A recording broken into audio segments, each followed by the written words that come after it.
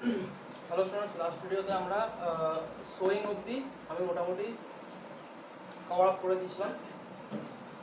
আজকে আমরা important part fertiliser irrigation mainly চেষ্টা করবো সবগুলোই কভার আপ করার, তো দেখা যাক কতটা হয়। ফার্স্ট হচ্ছে আমাদের fertiliser, is a very important topic. Actually এই চ্যাপ্টারের সব থেকে ইম্পর্টেন্ট পার্ট এটা। তো জানতে হবে হোয়াট ইজ ফার্টিলাইজার। ফার্টিলাইজার মানে ফার্টিলাইজার অ্যান্ড ম্যানিওর। আমি শুধু ফার্টিলাইজার লিখেছি, ফার্টিলাইজার ম্যানিওর। তো ফার্টিলাইজার কি? ফার্টিলাইজার আমরা বেসিক্যালি আমরা জানি ফার্টিলাইজার মানে আমাদের ক্রপসগুলোকে আরও বেশি ডেভেলপ করার জন্য, মানে মেনলি সয়েলের যে নিউট্রিয়েন্টসগুলো, সেই নিউট্রিয়েন্টসগুলোকে আমরা ইনঅর্গ্যানিকলি মানে ম্যানমেড, ঠিক আছে, মানে ল্যাবরেটরিতে তৈরি বিভিন্ন ইনঅর্গ্যানিক সাবস্ট্যান্সেস, ঠিক আছে, কেমিক্যালি মেড আপ, সেগুলো আমরা সয়েলে আর সয়েল ইভেন ক্রপসের ওপরেও, ঠিক আছে, সয়েলের মধ্যে দিই সয়েলের নিউট্রিয়েন্টসটাকে ফেরানোর জন্য, আর ক্রপসের মধ্যে দিই যাতে ক্রপসটা আরও বেশি ডেভেলপ করে। ক্রপসের মধ্যে আমরা কোনো উইডস বা কোনো পোকা যেন না ধরে, ঠিক আছে, পোকা দূরে থাকে। এটার অনেক ব্যাড এফেক্টসও আছে আমাদের, যেটা আমাদের শরীরে এফেক্ট করে।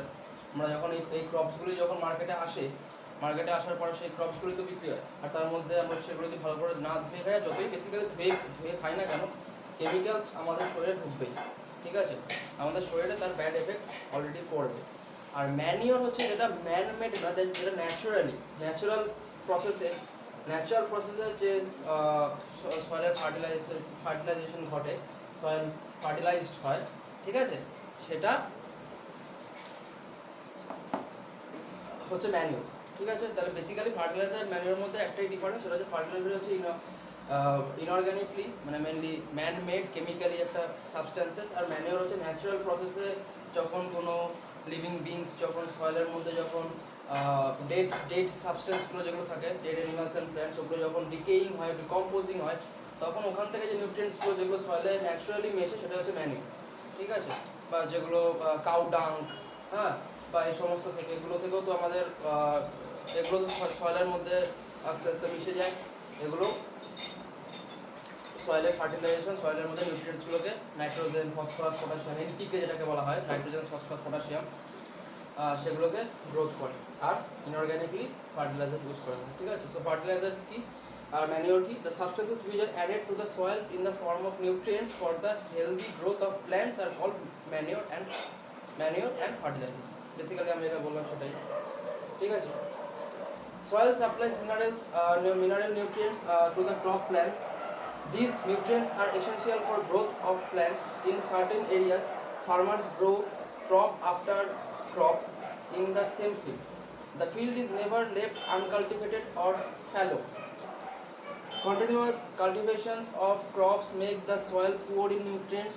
Therefore, farmers have to add manure to the fields to replenish the soil with nutrients. This process is called manuring. Improper or insufficient manuring results in weak plants. Manure is an organic substance obtained from the decomposition of plants or animals' waste. Farmers dump plants and animal waste in pits at open places and allow it to decompose. The decomposition is caused by some microorganisms. The decomposed matter is used as organic manure. ওকে, তো basically এখানে কি বলেছে যে actually আমাদের কি হয়, আমাদের যেহেতু প্রথমে বললাম যে পপুলেশন, আগের পার্ট ওয়ানে যেটা আমি বললাম যে পপুলেশন গ্রোথ হচ্ছে, আমাদের নিড বাড়ছে দিন দিন, ঠিক আছে, খাবারের যোগান দিতে হবে, নিডস তবে চাহিদা বাড়ছে, সো তার জন্য প্রোডাকশন অনেক বাড়াতে হবে, যার জন্য একটা ফিল্ডেই একটা প্ল্যান্ট মানে একটা ক্রপস কাল্টিভেশন হয়ে যাওয়ার সাথে সাথে একটা ক্রপস ওখানে হারভেস্ট করা শুরু হয়ে যায়। যার ফলে কি হয়, ওই ল্যান্ডে যে সয়েলটা থাকে না, ওই সয়েলটা তার যে ওই আগে যে ক্রপসটা এটা প্রথমে যে ক্রপসটা হারভেস্ট করা হয়েছিল, সেটা তো ল্যান্ডসের থেকে নিউট্রিয়েন্টসগুলো নিয়ে নিয়েছে নিজেদের ডেভেলপমেন্টের জন্য, গ্রোথের জন্য। সয়েলের নিউট্রিয়েন্টস কমে গেছে, তার সাথে সাথে ওটা হারভেস্ট করার পরেই আরেকটা নতুন প্ল্যান্ট ওখানে শো করা শুরু হয়ে গেছে, হারভেস্ট করা শুরু হয়ে গেছে। যার ফলে কী হয়েছে, সয়েলের মধ্যে যে নিউট্রিয়েন্টসগুলো যে নিউট্রিয়েন্টস রিপ্লেনিশ করবে, নিউট্রিয়েন্টসগুলো যে রিব্যাক করবে, হ্যাঁ, গেইন করবে, তার টাইম পায় না। যার জন্য কি হয়, সয়েল আস্তে আস্তে সয়েলের নিউট্রিয়েন্টসগুলো আস্তে আস্তে লস হতে থাকে। ঠিক আছে, এই নিউট্রিয়েন্টসগুলো যাতে মানে আবার ফেরত আনার জন্য, মানে ন্যাচারালি যদি আমরা একটা সয়েলকে রেখে দিই, সেটা অটোমেটিক্যালি তার 4 মাস মানে 4-5 মান্থ লাগবে তার, সে একটা ক্রপ হারভেস্ট করার পর 4-5 মান্থকে মিনিমাম মানে এমটি রেখে দিতে হয়, যার ফলে সেটা আবার তার সয়েলগুলোকে মানে তার তার নিউট্রিয়েন্টসগুলোকে গেইন করার জন্য। কিন্তু অত সময় নেই আমাদের, অত টাইম নেই, যার ফলে আমাদের ফার্মার্সরা মানে যেটা ম্যানিওরে আমরা এখন আসবো, হোয়াট ইজ ম্যানিওর, ফার্টিলাইজারে আমরা পরে আসছি।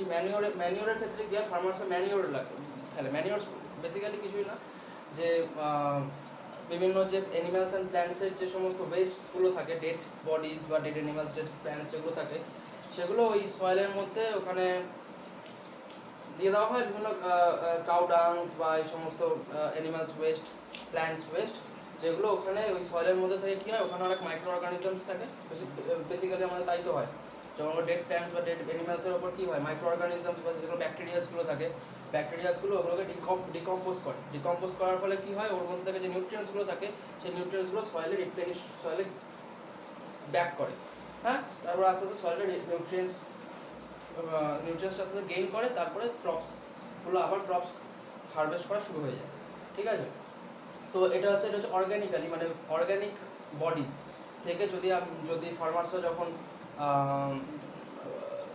সয়েলকে যখন রিপ্লেনিশ করে, মানে সয়েলের নিউট্রিয়েন্টসগুলো যখন রিব্যাক করায়, সেটাই হচ্ছে আমাদের ম্যানিওর।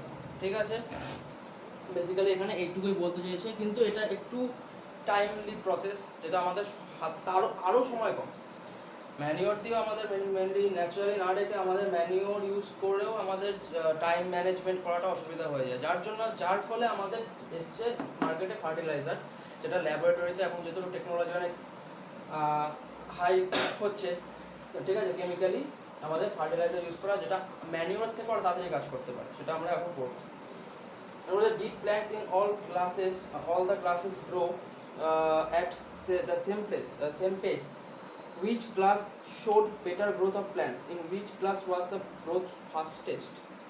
এবার মানে সব থেকে গ্রোথ ফাস্টেস্ট হবে কখন, সেটা আমরা এখন করব। Fertilizers are chemicals which are rich in particular nutrients. How are they different from manure? Fertilizers are produced in factories. Some examples of fertilizers are urea, ammonium sulfate, superphosphate, potash, NPK. NPK means nitrogen, P for phosphorus and K for potassium. এগুলোর এলিমেন্টসের কি, এগুলোর short form, তাই তো? The use of fertilizers has helped farmers to get better yield of crops such as wheat, paddy and maize. But excessive use of fertilizers had made the soil less fertile. Fertilizers have also become a source of water pollution. Therefore, in order to maintain the fertility of the soil, we have to substitute fertilizers with organic manure or leave the field uncultivated in between two crops. The use of manure improves soil texture as well as its water retaining capacity. It replenishes the soil with nutrients. ঠিক আছে, আচ্ছা, এখানে বলেছে fertilisers সম্পর্কে, আমরা fertiliser বলছি chemically যেগুলো আমরা তৈরি করা হয় এতে ফ্যাক্টরিজে, যার মধ্যে কিছু কিছু এক্সাম্পল হচ্ছে অ্যামোনিয়াম সালফেট, সুপার ফসফেট, হ্যাঁ, NH4 voltage super ammonium sulphate, super phosphate, NPK, urea, potash, এগুলো কেমিক্যালি তৈরি করা হয়। এগুলো কি হয়, এগুলো আমাদের যদি সয়েলের মধ্যে দেওয়া হয়, তাহলে পরে সয়েল মানে খুব তাড়াতাড়ি নিউট্রিয়েন্টসগুলো নিয়ে নেয়, বাট এটা সয়েলের ফার্টিলিটি, সয়েলের যে ফার্টাইলনেসটা, সয়েলের যে ক্যাপাসিটি, সয়েলের যে পাওয়ারটা কমে যায়। ঠিক আছে, অবভিয়াসলি কেমিক্যালি একটা এটা তো স্বাভাবিক যে একটা কেমিক্যাল প্রসেস, একটা artificial process. Chemical means artificial process, আর একটা ম্যানিওর মিনস হচ্ছে ন্যাচারাল প্রসেস, ন্যাচারালি যেটা হয়, ন্যাচারালি লিভিং বিংসের ডেড অর্গানিজম, যেটা আমাদের মেইনলি ন্যাচারাল নেচার যেটা করে, ঠিক আছে, সেটা হচ্ছে ম্যানিওর, তাই তো, ন্যাচারালি ঘটে ওটা। যার ফলে ম্যানিওরের ক্ষেত্রে কী হয়, ম্যানিওরের ক্ষেত্রে আরও বেশি সয়েল আরও বেশি ফার্টাইল হয়, আরও বেশি রিপ্লেনিশড হয়। কিন্তু ফার্টিলাইজার বেশি ইউজ করলে সয়েল আস্তে আস্তে কয়েক বছর পর বা 5-6 বছর, 7 বছর, 10 বছর পর সয়েলের ফার্টিলিটি একদমই কমে যায়, ওখানে ক্রপস তৈরি হয় না। ক্রপস তৈরি হলে সেই ক্রপসগুলো অত্যন্ত উইক হয়, অত্যন্ত অনেক খারাপ টাইপের ক্রপস হয়। ঠিক আছে, আর সেগুলোর মধ্যে অনেক ব্যাড এফেক্ট, অনেক কেমিক্যালি অনেক ভুল অনেক কিছু আমাদের শরীরে, যেগুলো আমাদের শরীরে ঢুকলে পরে আমাদের শরীরে অনেক ব্যাড এফেক্ট পড়েছিল, ঠিক আছে। তো এই জন্যই বলেছি যে ফার্টিলাইজারের জায়গায় ম্যানিওর ইউজ করা, অথবা একটা সয়েলকে দুটো ক্রপসের হারভেস্টিংয়ের মাঝখানে কয়েক মাস আনকাল্টিভেটেড হয়ে নর্মালি ফেলে রাখলে পরেও সেই সয়েলটা আস্তে আস্তে রিগেইন করে নেয় তার নিউট্রিয়েন্টসগুলোকে। কিন্তু আমাদের কাছে সময় নেই, আমাদেরকে কি যোগান দিতে হবে খাবারের, ফার্মারদের কি এত পপুলেশনসকে খাবারের যোগান দিতে হবে, যার জন্য সেই সময়টা কম, যার ফলে ফার্মার্সদের রীতিমতো বাধ্য হতে হয় ফার্টিলাইজার ইউজ করতে, ঠিক আছে। হ্যাঁ, তো this are the basically fertilisers and manure. তো ম্যানিওর অ্যান্ড ফার্টিলাইজারের মধ্যে বেসিক ডিফারেন্সটা আমরা অলরেডি জেনে গেছি। এবার আমরা আসবো যে crop rotation is a very important part. Crop rotation, what is crop rotation? Very important question. এটা হচ্ছে একটা method of replenishing the soil of plant. Crop rotation, rotate করা মানে একটা ফিল্ডেই তুমি এক টাইপের ক্রপ না তৈরি করে ওই ফিল্ডেই বিভিন্ন টাইমে বিভিন্ন রকম ক্রপ তৈরি করো। তাহলে পরে কি হয়, অটোমেটিক্যালি ক্রপ মানে ক্রপ রোটেশনের জন্য অটোমেটিক্যালি সয়েল রিপ্লেনিশড হয়। এটাও একটা সায়েন্টিফিক প্রসেস। তো আমরা এটা আমরা বলছি, এটা কি মেইনলি বেসিক্যালি সেটা আমি বলছি। This can be done by growing different crops alternately. সেটাই crop rotation, different crops in one land alternatively in the various part of the season, various part of the year, ঠিক আছে। Earlier farmers in northern India used to grow legumes as fodder in one season and wheat in the next season, ঠিক আছে। This helped in the replenishment of the soil with nitrogen. Farmers are being encouraged to adopt this practice. In the previous classes you have learned about rhizobium bacteria. These are present in the nodules of root of leguminous plants. They fix atmospheric nitrogen, ঠিক আছে। তারপরে হচ্ছে fertiliser ম্যানিওরের মধ্যে difference আছে। আচ্ছা, আমরা বলছি যে ক্রপ রোটেশনটা কি। ক্রপ রোটেশন বেসিক্যালি একটা ফিল্ডেই একটা ইয়ারে পার্টিকুলার টাইমে একটা ইয়ারে দুটো বা কখনো কখনো তিনটে, ঠিক আছে, ক্রপ তিন রকম টাইমে করতে হয়। সেটা বুঝে শুনে করতে হয়, যা খুশি করে দিলে হলো না। যেমন নর্দার্ন ইন্ডিয়া মিনস মানে পাঞ্জাব পাঞ্জাব বা এইসব পাঞ্জাব এরিয়া বা আমাদের উত্তরপ্রদেশ, যে আমাদের মেনলি আমাদের যে জায়গাটায় সব থেকে বেশি ক্রপস এবং সব থেকে বেশি ফার্টিলাইজার মানে গঙ্গার যে গ্যাঞ্জেস গঙ্গার সাইডের যে আমাদের হিউমাস যে সয়েলসটা আছে, যেখানে সব থেকে মেইন খুব হিউমাস বেশি পাওয়া যায়, ফার্টিলাইজ সয়েল যেটা, ঠিক আছে। তো সেখানে কি করে ওরা ফার্স্ট একটা সিজনে তৈরি করে লেগুমিনাস টাইপের যে প্ল্যান্টসগুলো আছে, লেগুমিনাস মানে মিনস লেগুমিনাস প্ল্যান্টস। হ্যাঁ, লেগুমিনাস প্ল্যান্টস মানে হচ্ছে ডাল জাতীয়, ডালস মানে যেমন গ্রাম, পিজ, ঠিক আছে। তো মাস্টার্ড বা ডালস বিভিন্ন মুগ, মুসুর, ঠিক আছে, এই সমস্ত বিভিন্ন যে ডালস জাতীয় যে মানে ক্রপসগুলো হয় সেগুলোকে হারভেস্ট করে। তারপরে ওটাকে হারভেস্ট করার পরে তারপরে হুইট হারভেস্ট করা হয়। কেন? কারণ লেগুমিনাস প্ল্যান্টে কি হয়, লেগুমিনাস প্ল্যান্টের যে রুটের যে নোডিউলস, রুটের যে একদম গোড়াতে একটা ব্যাকটেরিয়া থাকে, রাইজোবিয়াম ব্যাকটেরিয়া। এই রাইজোবিয়াম ব্যাকটেরিয়া একটা স্পেশাল পাওয়ার আছে। আমরা তো জানি যে প্ল্যান্টসরা কখনো ডাইরেক্ট প্ল্যান্টসের আমাদের ডেভেলপমেন্টের জন্য মেইনলি একটা জিনিসই দরকার, সেটা হচ্ছে নাইট্রোজেন, ঠিক আছে, নাইট্রোজেন। আমাদের অ্যানিমালসদেরও সেম। আমাদের তো নিউট্রিয়েন্টস মেনলি কী হয়, carbohydrate, protein, fat, vitamin, minerals and waters, ঠিক আছে। এর মধ্যে বিভিন্ন জিনিসের বিভিন্ন রকম কাজ। কার্বোহাইড্রেট বেসিক্যালি আমাদের এনার্জি দেয়, আমাদের কাজ করার এনার্জি দেয়। শরীরের ডেভেলপমেন্টের জন্য, মাসেল গ্রোথ, মাসেল বিল্ড আপের জন্য আমাদের মেইন যেটা দরকার সেটা হচ্ছে প্রোটিন, ঠিক আছে, প্রোটিন। আর প্রোটিনের সব থেকে মেইন ইনগ্রিডিয়েন্টস হচ্ছে নাইট্রোজেন, ঠিক আছে। তো নাইট্রোজেন বেসিক্যালি আমাদের কি আর প্ল্যান্টস অ্যান্ড অ্যানিমালস সবার ক্ষেত্রে নাইট্রোজেনটা ওদের ডেভেলপমেন্টের জন্য, মানে ওদের বডির ডেভেলপমেন্টের জন্য nitrogen is the most essential part. Nitrogen is the most essential part, ঠিক আছে। সো এই নাইট্রোজেনটা প্ল্যান্টসরা ডাইরেক্ট এয়ার থেকে নিতে পারে না, ঠিক আছে। নাইট্রোজেন ওদের সলিউবল ফর্মে ওরা মানে ওরা সলিউবল ফর্মে নিতে পারে, মানে ওয়াটারের মধ্যে নাইট্রোজেন সলিউবল থাকবে, সেটাকে নেবে। তো এখানে যেটার জন্য হেল্প করা হচ্ছে রাইজোবিয়াম ব্যাকটেরিয়া, ঠিক আছে। রাইজোবিয়াম, এই ব্যাকটেরিয়াগুলো এগুলো শুধু তাই করে না, এগুলো মাটির মধ্যে নাইট্রোজেনকে মানে সয়েলের মধ্যে নাইট্রোজেনকে স্টোর করে, সলিউবল ফর্মে স্টোর করে। হ্যাঁ, মেনলি নাইট্রোজেনই হচ্ছে আমাদের কি বা সয়েলের নিউট্রিয়েন্টসের মধ্যে সবথেকে মেইন হচ্ছে নাইট্রোজেন, যেটা প্ল্যান্টসের দরকার হয়। ঠিক আছে, তো এই রাইজোবিয়ামের এই পাওয়ারটা আছে, ওটা বাতাস থেকে ডাইরেক্ট নাইট্রোজেনকে নিতে পারে এবং সেটাকে সয়েলের মধ্যে যে আন্ডারগ্রাউন্ড ওয়াটার থাকে, সয়েলের ভিতরে যে সয়েলের নিচে যে ওয়াটার থাকে বা সয়েলের মধ্যে ওটাকে স্টোর করতে পারে, ক্যাপচার করতে পারে। ঠিক আছে, সেটাই প্ল্যান্টসরা নেয়। যার জন্য ফার্স্টে লেগুমিনিয়াস টাইপের প্ল্যান্ট হারভেস্ট করলে পরে কি হয়, সয়েলের মধ্যে এদের এই লেগুমিনিয়াস প্ল্যান্টসের মধ্যে থাকে নোটে থাকে হচ্ছে রাইজোবিয়াম। আর এই রাইজোবিয়ামটা নাইট্রোজেনকে অলরেডি এটা যখন হারভেস্ট করা হচ্ছে তখন অলরেডি নাইট্রোজেনটা, এই ব্যাকটেরিয়াটা নাইট্রোজেনটাকে এখানে সয়েলের মধ্যে নিয়ে নিচ্ছে, যার ফলে সয়েল অটোমেটিক্যালি রিপ্লেনিশড হয়ে গেল। তারপরে এটা হারভেস্ট করার পরে আমাদের হারভেস্ট করে হচ্ছে নর্দার্ন ইয়ার বিট। কারণ বিটের ক্ষেত্রে তো রাইজোবিয়াম পাবে না, কারণ রাইজোবিয়াম অনলি এই লেগুমিনাস টাইপের প্ল্যান্টের রুটেই থাকে। তো বিটের ক্ষেত্রে কি ও পুরো নাইট্রোজেনটা নিয়ে নেবে। ঠিক আছে, আবার লেগুমিনাস প্ল্যান্ট করতে হবে, এরকম করে এটাকে ক্রপ রোটেশন বলা হয়। মানে বেসিক্যালি ধরো এবার যদি এটা না করে একটা ফিল্ডে যদি সারা ইয়ারের পর ইয়ার শুধু বিটি তৈরি করা হচ্ছে, যার ফলে ওখানে তো এই ব্যাকটেরিয়াটা আর প্রেজেন্ট থাকবে না, তাই তো?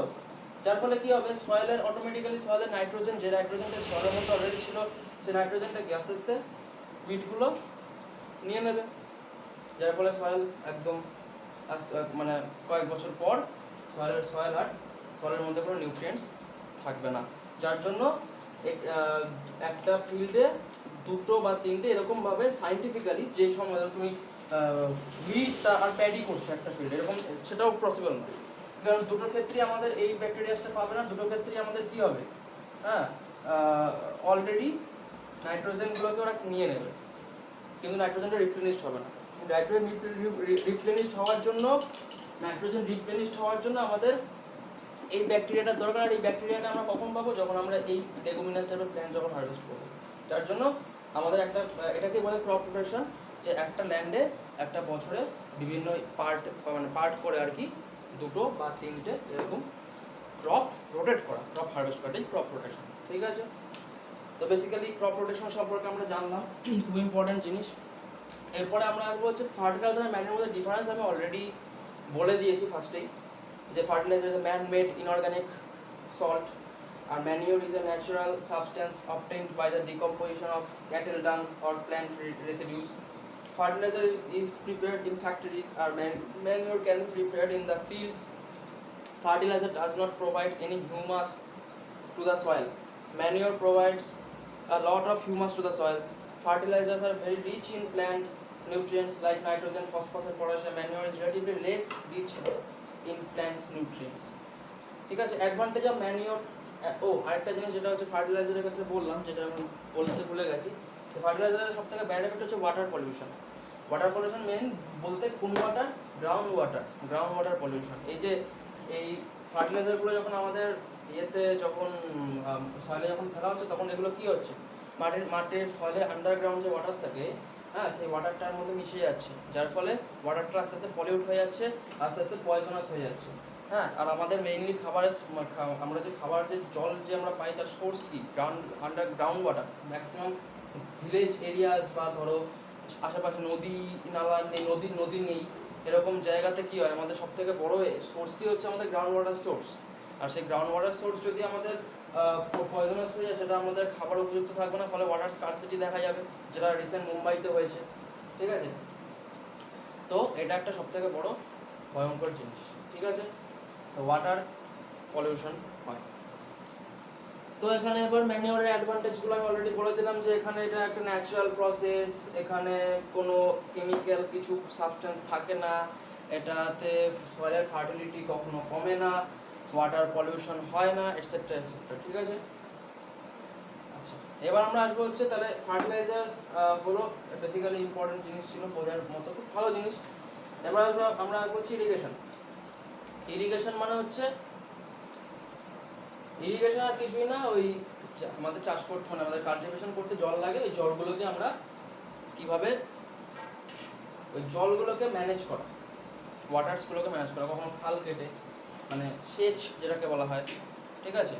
ইরিগেশনের বাংলা মানে সেচ, ঠিক আছে, ইরিগেশন করা, জল নদী, সামনে নদী থাকে, নদী থেকে সাইড থেকে একটা বাইপাস করে মানে ল্যান্ডে ইয়ে করে ওখান থেকে দেওয়া। এছাড়া অনেক ইরিগেশন অনেক পার্ট আছে, ঠিক আছে, ড্রিপ ইরিগেশন, ঠিক আছে। তো ইরিগেশন কি? All living beings need water to life. Water is important for proper growth and development. Water is absorbed by the plant roots. Along with water, minerals and fertilizers are also absorbed. Plants contain nearly 90% water. Water is essential because germination of seeds does not take place under dry conditions. এসব তো জানা কথাই, ওয়াটারের ইয়ে এখানে কিছু নেই। তো এখান থেকে mainly the supply of water to crops at regular intervals is called irrigation. যে আমাদের শুধুমাত্র এই ক্রপ মানে সয়েলটাকে প্রিপেয়ার করলাম, ওর মধ্যে সো করে দিলাম, ফার্টিলাইজার ম্যানিও যাই হোক না কেন কিছু দিলাম, হয়ে গেল আমাদের ক্রপ না। ক্রপের জন্য সবথেকে বেশি ইম্পর্টেন্ট হচ্ছে ওয়াটার। যে কোনো ক্রপ ওয়াটার ছাড়া কোনো কিছুই চলে না, কোনো কিছুই বেঁচে থাকবে না। Water is the very most important part of our life and also plants মানে লিভিং বিংস, ঠিক আছে। তো এই ওয়াটারটাকে সাপ্লাই করাটাই হচ্ছে যে প্রসেস, সেটা হচ্ছে ইরিগেশন, ঠিক আছে। So the time and frequency of irrigation varies from crop to crop obviously. বা কিছু কিছু ক্রপসের সবসময় জল লাগে, যেমন প্যাডি অবভিয়াসলি, ঠিক আছে। বা তারপরে আমাদের যেটাকে বলা হয় পাট চাষ, তো যাই হোক এইগুলো, ঠিক আছে। আবার কিছু কিছু ক্রপসে হয়তো অতটা যেমন বেগুন বা লেগুমিনাস প্ল্যান্টস বা হুইট, এই সমস্ত ক্ষেত্রে অত জল লাগে না, কম লাগে, ঠিক আছে। The time and frequency of irrigation varies from crop to crop, soil to soil and season to season obviously. In summer the frequency of water in higher obviously. সামারের ক্ষেত্রে কী হয়, গরমে আমাদের ইয়ের ট্রান্সপিরেশন অনেক বেশি হয় প্ল্যান্টসে, ওয়াটার ভেপারাইজেশন অনেক বেশি হয়, যার ফলে প্ল্যান্টসের ওয়াটারের নিডটা অনেক বেশি থাকে, যার জন্য সামারে কী হয় আমাদের ওয়াটার বেশি লাগে প্ল্যান্টসে, অবভিয়াসলি ওয়াটারের নিড লাগবে বেশি। Sources of irrigation. The sources of water for irrigation are well, tubewell, pond, lake, rivers, dams and canals, ঠিক আছে। ওয়েল বা টিউবওয়েল এখানে ওগুলো বেসিক্যালি আন্ডারগ্রাউন্ড ওয়াটার, আর ইয়ে তোমার পন্ডস এগুলো আন্ডারগ্রাউন্ড ওয়াটারই বেসিক্যালি। তারপরে রিভার্স থেকে যদি সামনে সামনে রিভার থাকে তাহলে সেক্ষেত্রে রিভার থেকে আমাদের সাইড দিয়ে বাইপাস করে ক্যানাল করে, ক্যানাল ইরিগেশন বলা হয় ওটাকে, তো ওটা করা হয়। বাট ওটা সব জায়গায় অ্যাভেলেবেল হয় না, বাট তো সেক্ষেত্রে আমাদের আরও অনেক প্রসেস থাকে, ঠিক আছে। ট্রেডিশনাল মেথড যেটা ছিল সেটা হচ্ছে the water available in wells, lakes and canals are lifted up by different methods in different regions for taking it to the field. Cattle or human labor is used in these methods, so these methods are cheaper but less efficient. The various traditional ways are হচ্ছে মোট, একটা হচ্ছে পুলি system, two হচ্ছে কি chain pump, তারপর ঢেকলি and Rahat labour system, ঠিক আছে। এগুলো আগেকার দিনে ইউজ করা হয়। তো ওই ওয়েলস থাকতো, ওয়েলসের থেকে জল তুলে বিভিন্নভাবে পুলি দিয়ে হোক বা দুরকম জিনিস ইউজ করতে, ঢেকলি টাইপের, ঢেকলি আর যেটাকে বলা হচ্ছে রোহাট লিভার টাইপের, লিভার সিস্টেম। লিভার মানে হচ্ছে liver first class second class liver machines, ঠিক আছে। তো সেগুলো দিয়ে ওই ওয়েল থেকে ওয়াটার তুলে ওয়াটারগুলোকে ছড়িয়ে দেওয়া হতো বা ল্যান্ডের মধ্যে ছেড়ে দেওয়া হতো। বাট ওটা খুব অনেক সময় ব্যাপার, হিউম্যান লেবার লাগে অনেক বেশি, লেস এফিশিয়েন্ট, ঠিক আছে। আর pumps are commonly used for lifting water, এখন অনেক জায়গায় পাম্প ইউজ করা হয়, ঠিক আছে। এখন বেসিক্যালি পাম্পই ইউজ করা হয়, ওই ক্রপস ল্যান্ডের মাঝখানে এরকম পাম্প থাকে, কখনো গ্রাম মানে ভিলেজের দিকে গেলে, ভিলেজের ল্যান্ডে গেলে ওখানে পাম্প থাকে এরকম বড় বড় মাঝখানে, যেখানে ওটা চালিয়ে দিলে পরে পাম্প হয়, মানে ওখান থেকে ওয়াটার তোলে গ্রাউন্ড ওয়াটার, আর সেটাই ছিটিয়ে দেয় অনেকটা দূর, অনেক সময় মেশিনেও হয়, অনেক সময় বড় বড় হোর্স পাইপগুলো থাকে, ওই হোর্স পাইপ দিয়েও দিয়ে দেয়, ঠিক আছে। Pumps are used commonly for lifting water. Diesel, biogas, electricity, and solar energy is used to run these pumps. আর modern method of irrigation, modern method এখনকার দিন, এটা হচ্ছে স্প্রিংকলার ইরিগেশন, এটা হচ্ছে drip irrigation. What is sprinkler irrigation? Very important, এই ইরিগেশনের মধ্যে এইগুলোই হচ্ছে important. This system is more useful on the uneven land where sufficient water is not available. The perpendicular pipes having rotating nozzles on top are joined on the main pipeline at regular intervals. When water is allowed to flow through the main pipe under pressure with the help of the pump, it escapes from the rotating nozzles.